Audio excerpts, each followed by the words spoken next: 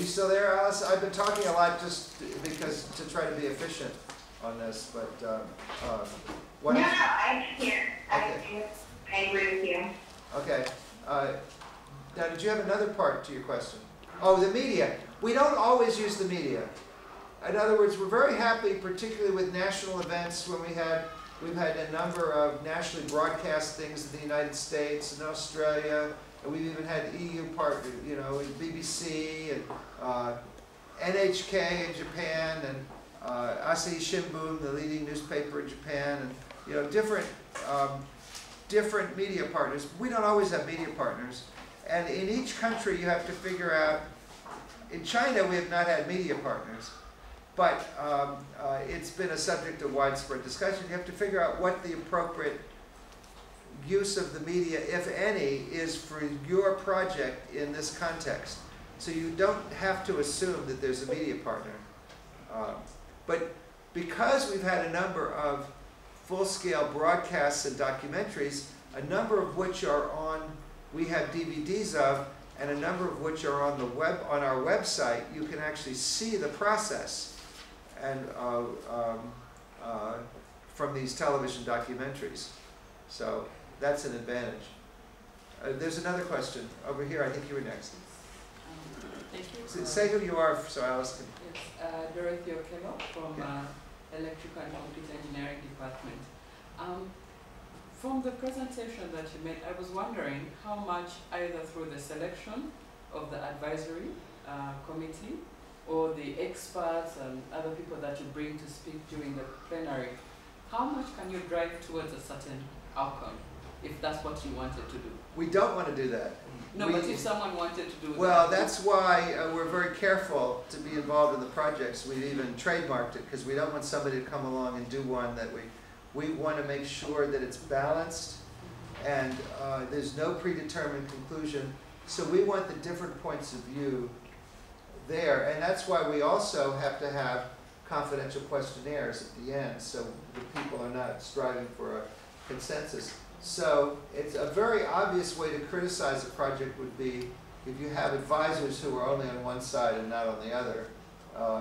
So the point of the advisory group is to be able to certify that you have balanced and reasonably accurate information that you're giving them to begin with.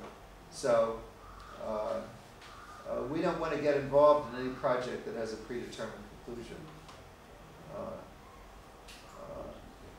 So it's quite difficult to... Is to make it balanced. Now, you know, different issues have different kinds of balance and different kinds of people disagree for different reasons. Sometimes people disagree for empirical reasons, sometimes for ideological reasons, sometimes, but you want the different points of view that are serious and where people are willing to engage in an evidence-based discussion. You don't want people who are going to, you know, be totally unreasonable, but you want different perspectives represented, and that should be evident just by looking at the list, that there's, you know, different viewpoints.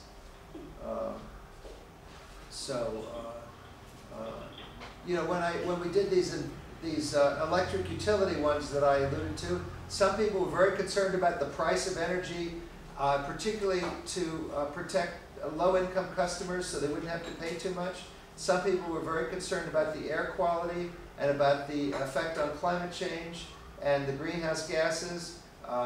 Some people were concerned about the reliability for big customers and for industry.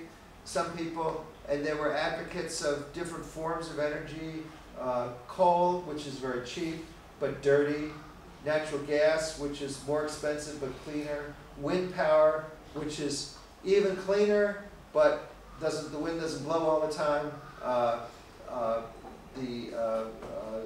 the environmental groups, the consumer group, all these different groups, they disagreed, but they formed an advisory group and they agreed on the materials and on that the account of the policy options was, you know, balanced and accurate. And it took a number of meetings. But because we had that as a basis, nobody criticized it later. for being unbalanced, or for, you know, they realized that, and you don't know beforehand what the people would come to. Maybe the people will want the cheapest energy they can get. Maybe they'll want the cleanest energy. Maybe they'll want, you know, to foster new technologies that will later pay off for a cleaner environment. Maybe they're very short-term in their focus. You know, you have all these different points of view, but the point was that we were balanced, and people, you know, it was obvious that there were different points of view.